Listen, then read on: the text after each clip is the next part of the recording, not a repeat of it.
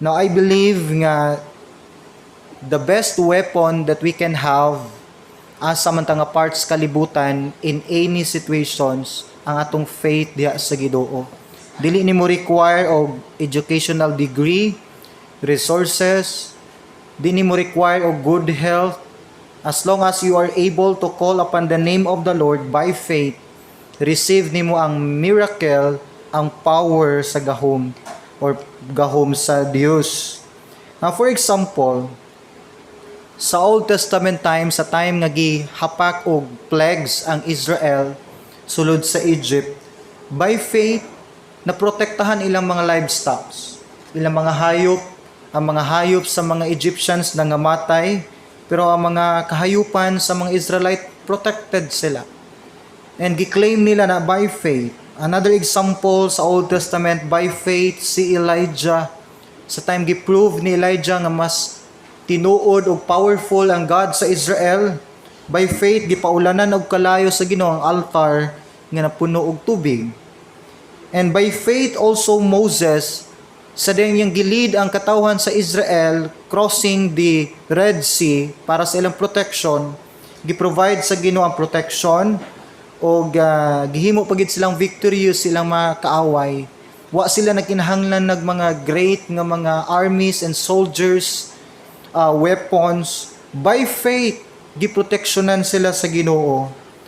And during sa persecution sa apostles time sa early church nato sa book of Acts, bisang gipang persecute ato mga churches, by faith na continue nila ang work og mas ni grow nun ang buluhaton sa Ginoo.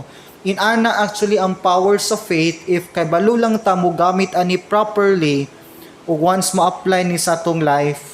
So ang point nako is if naay mga points sa atong life nga murag dili na ma-feel ang power sa Ginoo, it's because one of the greatest reasons our faith is weak. It's very weak and it's not faith at all. So we don't have 99% of faith. Isa lang ka klaseng faith ang 100% nga faith. And the same is true with this woman, mother nga si Jochebed.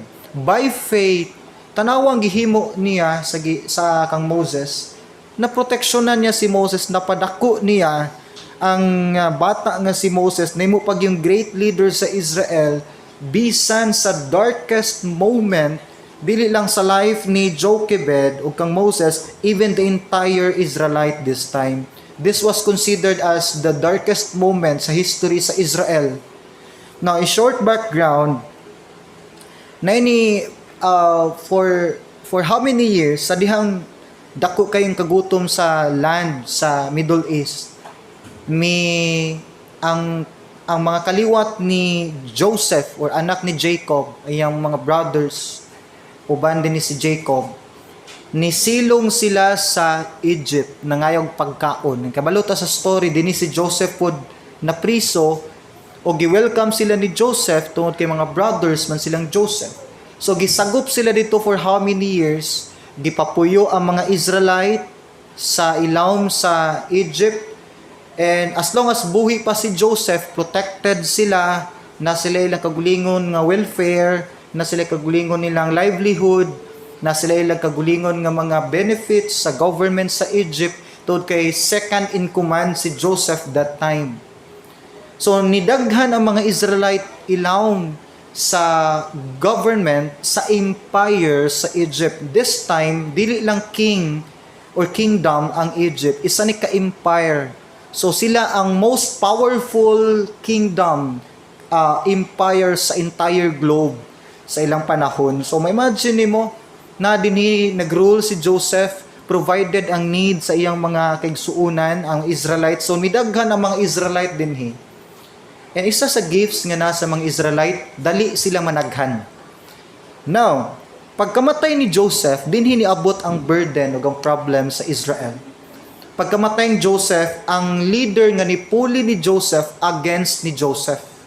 Di siya gusto nganong ang mga Israel may sanay ug maayo sa Egypt. To the point nga mura siya si Hitler ba, giblame niya mga Israelites sa kalit nga pagdaghan o pag nay chance nga mubagsak ilang ekonomiya tungod sa pagdaghan sa mga Israelites sa yuta sa Egypt. So kining ruler nga nipuli nga probably si Amos II, pagpuli niya sa leadership ni Joseph, iyang gistriktuhan ang mga Israelites. Iyang gikuhaan og mga benefits, og ang mga Israelites gibutang niya sa mga pinakalisod nga trabaho. Gibutang nga gistriktuhan niya ang mga sweldo, gipagamyan, mog nahulog na gid siya persecute na gid sa mga Israelites. And ang pinaka-worst, ang gihimo nga decree nining bag-o nga leader sa Egypt, tanang mga firstborn son nga mga babies, pampatyon sila. Murder. And ani ka worst, kay naay fear ang bagong leader nga milingkod nga basin niya managhan og maayong Israelite nya dili na nila makontrol ang population, mo overthrown na ni sa mga Egyptians. Ilugan na niya sila puhon. So gihimo ni bagong leader tanang mga firstborn son nga mga anak sa Israel pangkuhaan o kinabuhi. Medyo dili siya maayo paminawon. And ang worst kay dinhi na tao si Moses during nini nga ngit-ngit kayo nga panahon. Bata man gud ang gisgutan dinhi, walay kamuang-muang sa kalibutan ba. So, dinhi pagyud gipakataw si Moses sa pinakangit-ngit nga situation sa mga Israelites nga wala ang taon sila'y kabang kaagan. Now, isip mama or papa aning maong Moses, unsaon nilang karon pagpadako ilang bata. Muni dako king challenge. Kita magani ma-challenge magita mga parents unsaon pagpadako sa atong kabataan nga pandemic lang. And although ni mga tension sa mga sa mga Middle East, sa other countries, sa war, pero action tagkabalaka, pero wala lang ni compared sa situation ni Moses, gipakatao siya. So unsaon karon sa parent ni Moses, pagpadako ilang bata, paghatag og good nga future nga natawo man siya during sa ani nga situation. Now, ang dako role nga gigampanan din si Jochebed. Siya ang mother ni Moses. Siya ang nagbitbit ni Moses for 9 months sa iyang mother's womb. So, niya na feel ang burden kaayo. Si Jochebed, isa siya ka Levite woman. O ang iyang bana si Amram, isa pud ka Levite. So, gikan ni sila sa Levites nga kaliwat. And ang mga Levites sa 12 tribes of Israel, sa mga igsuon, sa mga anak ni Jacob, ang tribe ni Levi ang makonsider nga pinakabalaan. This time, although wala pa din ang law ni Moses, pero na-known na ang mga Levites dinhi nga mga nagkinabuhi gid nga godly, mga Dios nun. Nag-follow gid sila sa instruction sa Ginoo. So maingon nato nga si Jochebed o kini si Amram, mga godly parents ni sila. Nagdako sila, gipadako sila sa ilang ginikanan sa law ni Moses, sa pulong sa Ginoo, kay balo sila unsa nga klase nga God ilang giserve. Now, sa diyang gipakataw si Moses, of course, na dinhi ang situation, 3 months niya gitago si Moses. Gikan pagkataw ni Moses, iyang gitaguan si Moses for 3 months. Hangtod sa time nga dako nagngaab si Moses, dako ang ginang maab sa bata. So inigtsabaw ni Moses, madunggan nga ni bata sa ilang balay, so dako kay chance nga masakpan sila nga nay bata sa sulod. So okay lang babay kay dili man kuhaon, pero lalaki gani, ang mga anak nga mga lalaki kuhaon man. So pag abot og 3 months ni decide si Jochebed nga iyahan nang mangita siya lain nga strategy or lain nga option. Now, timan niha, ang decision din ng Jochebed, dili ni out of nothing na ba? Kanabang, bahala na lang. No. Guided si Jochebed dinhi sa instruction sa Ginoo ug sa iyang faith diha sa Ginoo. Tanaw na to karon ang example nining lives sa usa ka mother, sa usa ka babay or inahan nga puno gyud sa pagtuo diha sa Ginoo. Now, tanaw na to, verse 1. Follow me, Exodus 2:1. A man of the house of Levi went and took as wife a daughter of Levi. So the woman conceived and bore a son, And when she saw that he was beautiful child, she hid him 3 months. Verse 3. But when she could no longer hide him, she took an ark of bulrushes for him, daubed it with asphalt and pitch, put the child in it, and laid it in the reeds by the river's bank. Now, ang gihimo nining Jochebed, nagtahi siya o kung sa ato pa, mura siya basket nga uway. And then, muumulutaw man ang basket nga uway, kay gaan naman na siya. Gibutangan niya og mga siguro mga floating nga mga materials dito sa sulod. Baga siguro ang basket, ang gikan sa lower part sa basket, gibutangan niya palutaw, baga nga part aron dito sa pinakababaw ang lampin or ang butangan ni Moses, baby Moses, dili mabasa. So mao ni naunaan sa usa ka ultimo nga pangunahuna sa usa ka mother during aning darkest moment nila.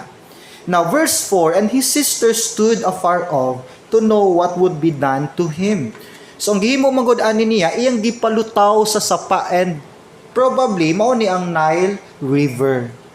Pero makita na to dinhi nga si Jochebed, kanabang confident kay ses iyang gibuhat. Wala siya pagduha-duha, wala siya nahadlok, basi niya maunsa ang bata.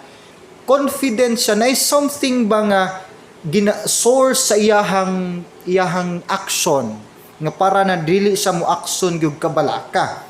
Verse 5, then the daughter of Pharaoh came down to bath at the river, and her maidens walked along the riverside. And when she saw the ark among the reeds, she sent her maid to get it. And when she opened it, she saw the child, and behold, the baby wept. So she had compassion on him and said, this is one of the Hebrews' children. So ang intention gyud sa mamang Moses nga ipalutaw gid ang bata aron makita gyud sa anak sa Pharaoh ang basket. Okay? So na dinhi ang intention ni Jochebed nga ang baby Moses makit-an gyud sa Pharaoh's daughter. Wala to niya gipaanod day sa sapa para lang munsa ni mitabo sa bata dito sa ubos. I think walay mother nga makahimo niya na. Pero sa dihang gihimo ni sa mama ni Moses, ang ihading plan nga makit-an gini sa anak sa Pharaoh, gitunong niya paanod ang basket sa tingligo sa anak sa Pharaoh. Now, tanawa dinhi, bisan tuod naa sa situation ni si Jochebed, wala niya gi-compromise ihang faith. Wala siya na mahala dinhi. Na strong foundation ang faith ni Jochebed. Kung kita pa siguro to sa katong buta-buhaton. Di ba? Now, hilig biatang pamahala, labi na tang mga Pinoy. Bahala na siguro ni. Gani daghag mga babies nga nakit-an sa basurahan tungod kay ang mga mamagi pamahala na lang. Pero this time si Jochebed wala siya nag-joke. Wala siya nag-joke na ay saktong foundation ang iyang faith. Na tanawon na nato sa Hebrews 11. Hebrews 11:23, tanaw na to nganong mootoy nasulod sa hunahuna ni Jochebed o sa iyang mama o papa. Hebrews 11:23, by faith. Now notice the first words, by faith. Moses, when he was born, was hidden 3 months by his parents, because they saw he was a beautiful child. So ang ila ding pagbutang ni Moses sa basket, dili dito out of fear, dili dito siya out of pamahala na siya, it is by faith. Dako di silag salig nga pinaagi nito nga pamaagi or proseso na ay something nga buhaton gyud ang Ginoo para ma-rescue si Moses. Now, and they were not afraid of the king's command. So makita nimo dinhi ang fear mo drive out gid siya, or ang faith mo drive out gid siya fear. Once na kay dako nga salig sa Ginoo, dili gid ka mahadlok bisan pag-unsa ang threat sa atong ekonomiya, sa atong government. Ang kalaban ba dinhing Jochebed ang entire government sa Egypt. Ang mga militar, ang mga sundalo, and mo na ilhang dako nga kalaban. Pero sa dang nibaluan ning Jochebed, wala sa ni feel of fear. Wala niya gi-compromise. Nagapon siya dako nga pagsalig sa Ginoo nga something buhaton ang Ginoo pag-rescue sa iyang baby nga si Moses. Na strong nga foundation ang faith dinhing Jochebed. Na unsaon man di ay pag-acquire og lig-on nga pagtuo. Sa kunang giingon, dili nimo ma-exercise ang Christian life kung weak imong faith. Yes, kung weak ang atong faith, dili nato makita ang power gyud sa pagkakristohanon. Oo, naay something nato nga mukurog si Satan. Naay something nato nga makast out tag demons. Naay something nato nga makabless tag isa ka family, isa ka household, pero mo demand na siya enough nga quality sa faith.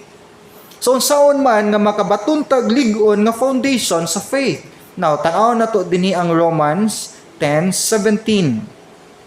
Romans 10:17, so then faith comes by hearing, and hearing by the word of God. So nagagikan ang faith sa truth. Once makadungog ta sa pulong sa Ginoo, diha maggikan ang pagtuo. In other words, ang pamaagi para malig-on ang atong pagtuo di ay sa Ginoo, dapat natay constant nga pagpaminaw sa iyahang mga pulong. Dili gyud mo grow imong faith ang imuhang foundation sa pag-alagad o pagsalig sa Ginoo kung dili ka grounded kanunay sa iyahang mga pulong. So atong i-connect, weak kaayo ang usa ka Christian kung dili ka molded or feeded sa food, sa spiritual food na to ang word of God. Nabi mga Christians, basin kita ni, na mga Christians nga maminaw lang tas pulong sa Ginoo pero wa na to ginakip sa tong heart. Ingon biya si David, ginatipigan niya ang pulong sa Ginoo iyang kasing-kasing aron dili siya makasala. Meaning to say, wala lang day tagisugo para maminaw lang sa word of God ato ni siyang papuyon sa atong kasing-kasing. Dili mo grow imong faith kung dili nimo i-practice ug imong ampingan ang pulong sa Ginoo sa imong kinabuhi. Muna importante nga nagastudy ta sa word of God. Nagatuon ta na atay gina-review sa atong mga notebooks, atong ginakip sa atong heart ang iyahang words. For example, mo encounter kag mga sudden nga mga problems, sudden mga emergencies sa atong family, walay funds, kinahanglan i-admit, unsay nga mga promises sa Bible imong i-quotes. Moingon lang ta, murag na ato da sa Bible, unsa gitong page ha? Ngutan na pagyud kag page sa comics. Yes. Well, for example, naa kay i-pray over nga nasakit sa pamilya. Unsa nga verse imong i-quotes? Unsa nga promise sa Ginoo imong hinumduman? Dili man pwede nga basta naato da sa Bible. Kay gusto niyo ma-experience ang power sa word of God ug ang pag-deliver sa Ginoo sa imong situation, nagdemand nig enough nga faith ug mo-work ang faith kung naa ni gibasihan nga word. Kay ang faith nagikan sa word. So kung natay faith, unya wala tay mga memorize nga mga scriptures, weak ang atong faith. Kaya of course, ang atong faith naaman ni sa atong gituuhan. Wa man kay tuuhan kung wa kay mahinumduman nga gi-quote nimo nga scripture. Diba? Di man pwede mayingon ta, well, ang Ginoo powerful. Nganong powerful man siya? Unsaon niyo pag-prove? Diha na mo rely, diha na nato makita ang imong resources kung naabagid kay na hinumduman nga pulong sa Ginoo. Dali man gud ingon nga ang Ginoo powerful. Wa may question diha. Ang Ginoo makaayo, makahimog milagro, pero kinahanglan nimo na i-prove.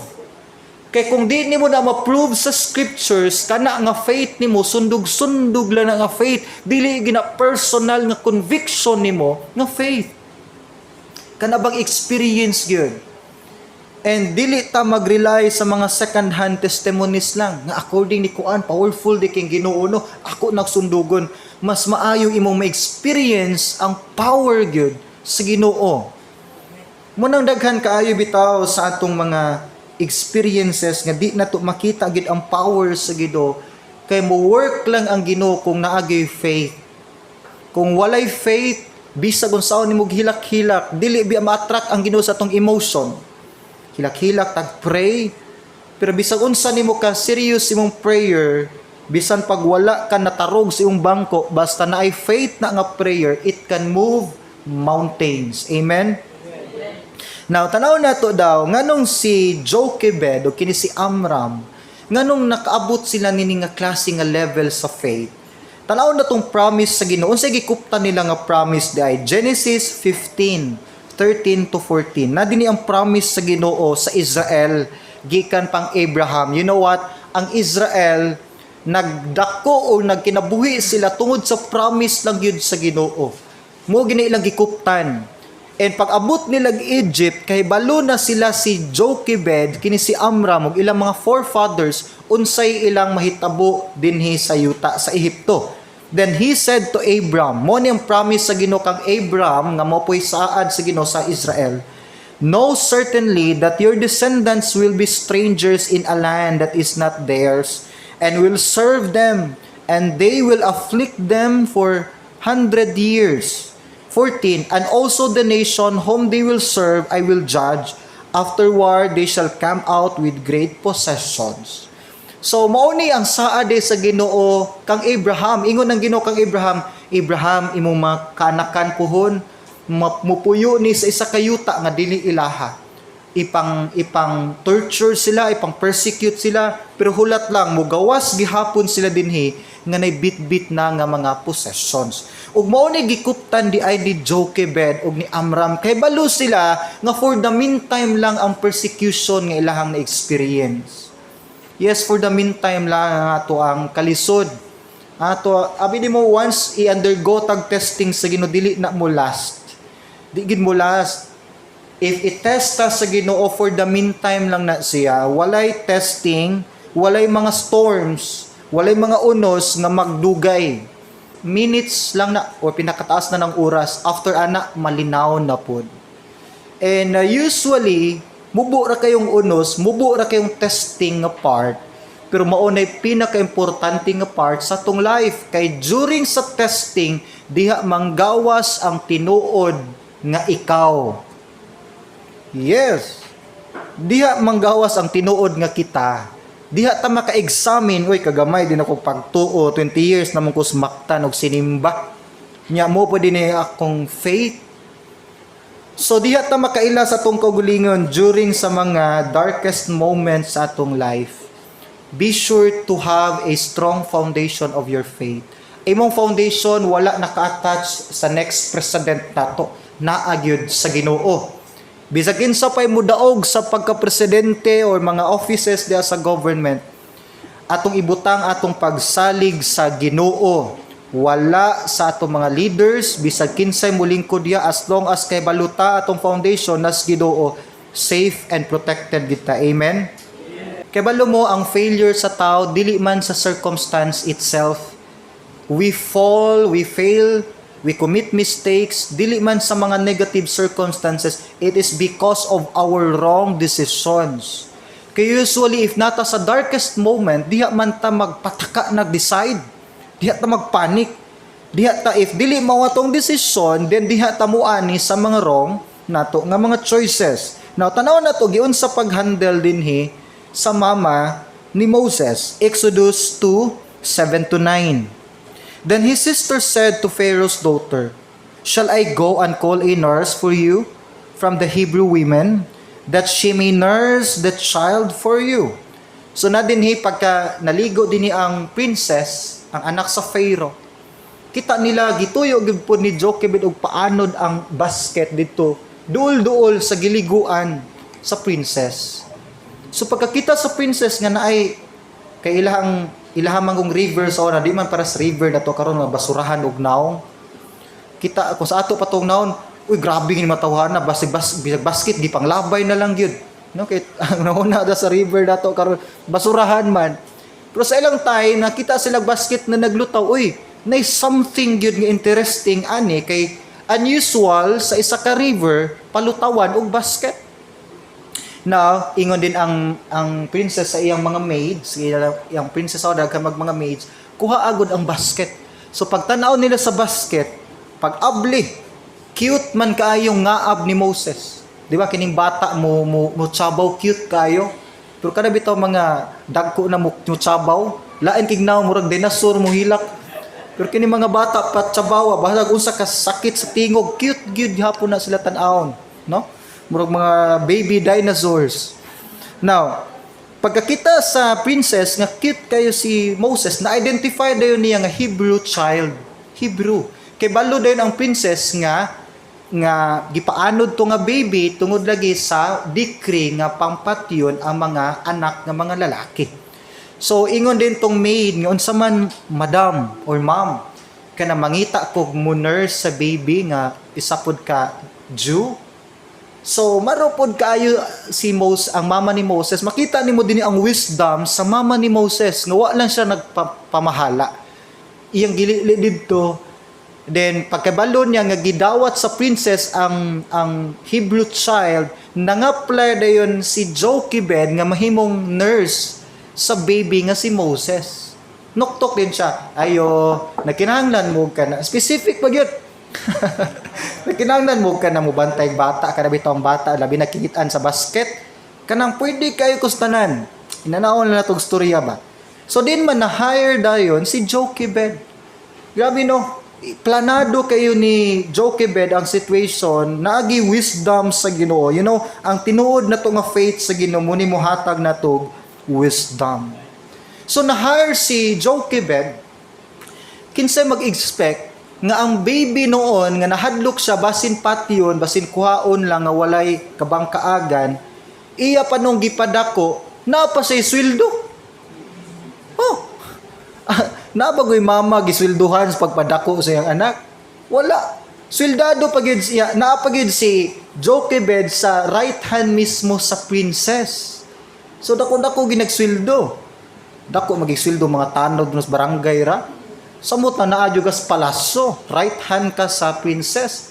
Ya ikaw si Jochebed pagitig gikan sa pagatiman sa iyang baby. Iya gito kaguli yung baby si Moses. And mo binay dream sa mga mothers, right? Hindot paminawan nga na mag-anak kas imong baby. Iyang kaguli yung anak siya nagpadako, sweldado pagid siya. Grabe ang blessing sa Ginoo no. Bisan sa darkest moments ilang life, ang Ginoo nag-provide pagyud sa very unexpected kayo nga pamaagi. Numdum bitaw ko kang 30 padong na pneumonia 30. Wa gid mi kabawon sa buhaton. Pagka pneumonia 30, tuyok na mong tanang ospital sa Lapu-Lapu, gibalibaran mi. Adto mi Mandawi, Chongwa, UCMed. Gibalibaran pud mi. Alas 2 tas kadlawon. Wa na mi kabaloon sa buhaton. And once wa na kakabaloon sa buhaton, dali na ba kayang pag-ingon, Ginoo ikaw na bahala. Oh, pero kung kabalo pa kaon sa buhaton, Ginoo ako say bahala. Ginoo wala na, Ginoo ikaw na bahala. Pero dinhi si ang mama dinhing Moses, wala siya na mahala. Kay balugid siya sa iyang gibuhat. Iya giat nga naagi wisdom gikan sa Ginoo ngadto kang Jochebed. Natanawon do nato daw unsaon pag-acquire ay sa wisdom. Now Psalms 111 verse 10. The fear of the Lord is the beginning of wisdom. A good understanding have all those who do His commandments. His praise endures forever. So na dinhi ang wisdom, moabot ang wisdom sa imong life if naakay kahadlok sa Dios. Unsa nga klase nga kahadlok? Ingon dinhi a good understanding have all those who do His commandments. So sa tanang katawhan sa Dios nga nag-obey sa iyang command. And you cannot obey the Lord's command if you are doubtful of Him. Kung nagduha-duha ka, kung kay pagsalig sa Ginoo, dili ka mo obey. So in other words, ang bottom line di sa wisdom is ang imong dako nga pagsalig diha sa Dios. Once na kay dako nga pagtuo diha sa Dios, mo follow ang wisdom. Say gani bisan simple nga desisyon, lisod kaayo himuog plano. Tungod kay wala tay wisdom. Kinumdum nun ko sa duha ka mountaineers. Doa sila sa dako kayong lasang. And sadyang enjoy kay sila jogging, nag-camping sila, nangawala sila sa lasang. And then unsa mahitabuan ni abot man si Genie. Na may Genie sa lasang pud. So ningon tong unang mountaineer, unsa imong wish? Isa ra man isa ka tawo. Wish nako tagai lang kog lig-on nga mga bukton para kaya nako languyon ang sapa, makit-an ako balik ang highway. Ang second mountaineer sa imong wish, tagay kog lig-on nga mga legs big, ako na lang jagingon nga di ko batiog kapoy padulong sa highway. Mo nagingon sa ikaduha. Sa ikatulo ingon sa akong wish, tagay lang kog mapa. Paghatag sa map, narades likod ang highway. Wisdom. Inana ang benefit kung na kay wisdom. Bisan sa mga lisod nga mga situations, tagad ka sa Ginoo simple nga solusyon, simple nga action aron ma-acquire nimo ang blessing taliwala diha.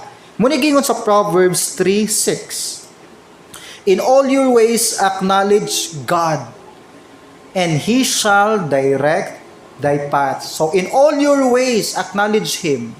If you trust the Lord, you will acknowledge Him. You will ask permission, Lord, mo ni akong plans, and then may tabo, He will give you wisdom to direct your paths. Tagaan kanyag mga solusyon, tagaan kanyag plans nga makakome up ka sa sakto nga mga plano sa unahan.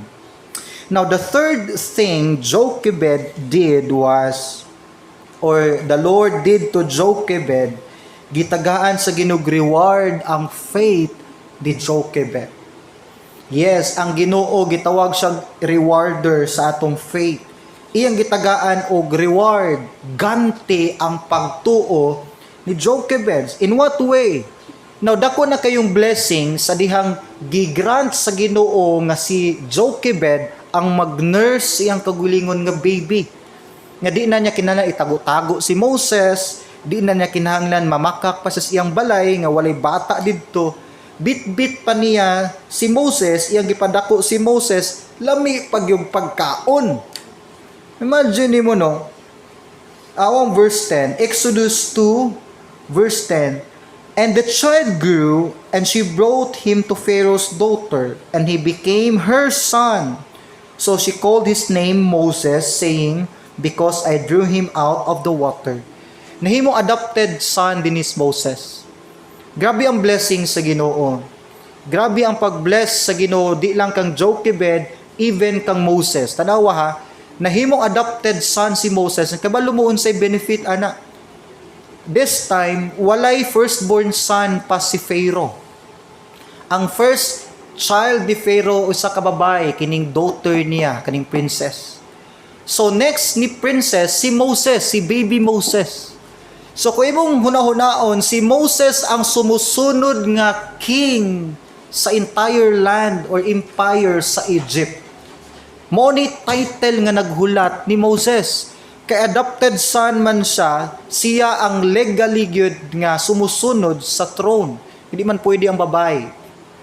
Mo nang inani ang benefit, ang privilege nga naghulat ni Moses. Midako si Moses, gipaskwela siya sa isa ka kanang high class, high nga level sa education sa Egypt.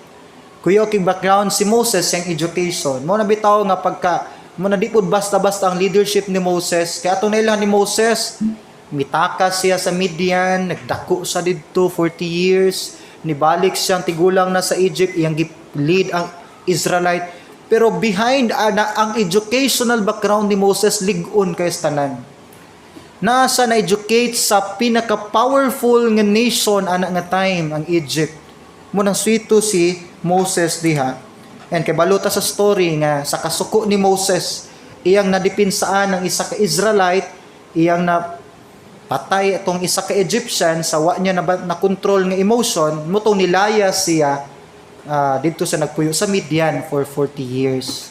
Pero prior pa niya na, makita na to ang blessing nga gihatag sa Ginoo kang Moses. Gitagaan sa Ginoo reward ang faith ni Jochebed. One day, imong faith tagaan na sa Ginoo rewards. Yes, ang Ginoo dili mo bless nato sa mga tsamba-tsamba lang. Grabe taong naswertihan ta. Ayaw nagamitang term nga naswertihan. Kay kanang naswertihan man good, mura ra nag kanang may gani wa ko napaakan dag iro naswertihan. Na wala may swerte sa Ginoo, tanan iyan ang giplan, tanan iyan ang giwork. Kung iyan ka natsambahan, mura kag way Ginoo, murag walay nagprotektar nimo. So if nag-drive ka, nya hapit ka natapsingan, hapit, may ka, surtihan ako eh. Dili to swerte, ang Ginoo gi nag-protect nimo. So instead nga swerte, ina Lord, thank you sa blessing. Gi-bless yun ka sa Ginoo sa iyang protection. So once ang Ginoo bless nimo, planado gid na. Dili na timingan lang. Di mo inong ginubuntag, uy, nahatag naman din ako tungkuan ng bless. Sige, diha na lang na nimo dong. No, giplano gid na sa Ginoo, part gid sa Ginoo ang mahitabo. Bisan pa gani sa persecution nini nga time sa Israel, ang blessing sa Ginoo dili siya mapugnan. Once ang Ginoo mo bless nimo, bisan pag taliwala sa pandemic, taliwala sa World War III, once i-bless ka sa Ginoo, mabless gyud ka. Di gid na sa mapugnan. Numdumi gyud sa wilderness, imposible sila kakitag tubig, pero ang bato gipaproduce sa Ginoo tamis nga tubig. Way pagkaon gipaulanan og mana. Giprove sa Ginoo nga iyang blessing wala nagdepende sa situation. Bisan pag unsa nga klase nga trahedya sa atong pamilya mahitabo, once ang Ginoo mo bless gid siya, mo protect gid siya, mo deliver gid siya sa ato ang mga di maayo nga situation. Naalang si kondisyon nga gihulat. Galatians 6:9. Galatians 6:9 muni hangyo ni Paul nato. And let us not grow weary while doing good, for in due season we shall reap if we do not lose heart. Muni ingon din hing Paul, ayaw lang yung give up. Ayaw lang yung kaluya. Yes, ma-reward lagi na imong faith. Ang mga youth nato nga nagasayo tagabuntag, nagapractice taga Sabado bisag init kaayo, one day kauyab lagi mo gwapo-gwapa. Kaya itong mga parents nga gasto kay mo diri pang-load sa inyong mga bata, one day ihatag lagi sa Ginoo ang reward. Nay reward ingon ni Paul, ay lag give up. Ay lag ka discourage. Oh, ayaw ka discourage if isa sa atong mga expectation wala na hitabo. Isa sa atong dream wala na hitabo. Atong first plan nawala. Atong second option nawala. Basin di sa third, sa fourth, mao na to ang success. Basta ingong Paul, as long as gipangayo nimo sa Ginoo, gi-work out nimo na by faith, ayaw lang give up. Kung naisa ka dream na matay, it means gilayo ka sa Ginoo sa di maayo nga mga butang. Ug mas daghan gani nga i-reveal ang Ginoo nga dili mao, gilikay kaniya, it means nagkagamay ang nahabilin nga mao na gitoy sakto. Ingon ang James, sige basaw na tong James chapter 1 verse 12. Dili lang din hisayuta tatagan sa Ginoo reward, ingon siya, blessed is the man who endures temptation. Ang temptation dinhi, it means mga challenges ba, kana bang gitintal ka nga mo give up na, gitintal ka nga di na mo simba, gitintal ka nga dili na mo attend sa discipleship, gitintal ka nga di na mo sayo sa church, gitintal ka nga di na mo committed sa church, daghan kay temptation sa tong life. Ingon ni si James, bulahan ka kung makalahutay ka sa mga temptations, for when he has been approved, he will receive the crown of life. One day you will receive the crown of life in heaven. Kurunas kinabuhi which the Lord has promised to those who love Him. Especially niya itong mga gipang persecute. Diba, giingnan ka, ayaw lagig simba yan, ni simba gyud ka. Kaya gusto ka mo serve sa Ginoo. Walay pliti, pero nangita kag way, makaanilag church. Luya, mga seniors na to, ato mga senior citizen, luya na ba in taon na ilang mga tuhod. Oh, mabitaw di na kay kung magpabarog, magpabasag scripture, kay kanabang mas nindot na lang maglingkod usahay. Oh, ay mo si kaog munggos lagi pod. Ay likay lang ng mga beans, kanang mga healthy foods lang pod ha. Kani pong mamamon po'y barato ni munggos god. Okay. Bitaw. One day ang inyong mga kahago sa church matagaan nag-reward. Motor mo tana tos na nailita nigabot sa langit, wa nay arthritis sa langit gid nay, di na ta maslide didto. Libre nay panghatag ang chikos didto sa langit na ilita. Yes. One day, mabita ingon ng Bible na naulahi naguna naulahi pero daghang naguna nga moy daghan yung reward. Kini mga seniors nato nga nanigulang na sa pagpangalagad sa Ginoo, kung unsa kadaghan inyong uban, kadaghan inyong reward sa langit. Amen. Naay gyud mo patina, kini balik sa Ginoo, ang uban niya basihan. 1, 2, gamay na malinig kag uban, gamay ra nag crown ni hatag. One day, diha mo ma-surprise sa kaayo sa Ginoo. Unsa man ang mga darkest moment naron karon sa atong life, gipahulat ba ka sa Ginoo? Wa ba gi-granted imong request? It doesn't mean nga walay answer. Mo take lang yung time. The more ka pahulaton, the more magka-precious ang imong hulaton sa Ginoo. Basta ingon ni Paul, ayaw lang you give up, ayaw ka discourage, ayaw himog laing desisyon, laing dalan, focus sa Ginoo, i-keep imong obedience sa ginimong faith, one day, ma-amaze ka sa iyahang reward. Amen? Father in heaven, we thank you, Lord, sa imong promise today sa among life. Salamat kay Ginoo nga wala kami give up.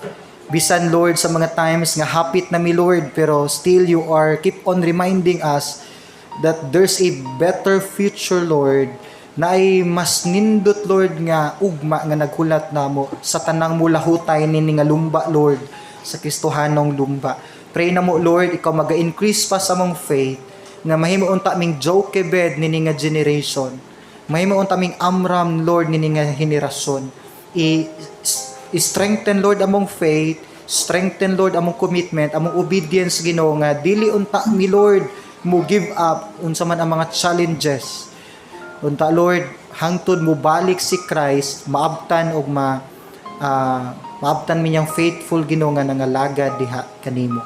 Sa ilua mi, Lord, sa mga shortcomings, sa mga pagkulang, kining tanan among ginasalig sa gamhanan nga pangalan ni Christ.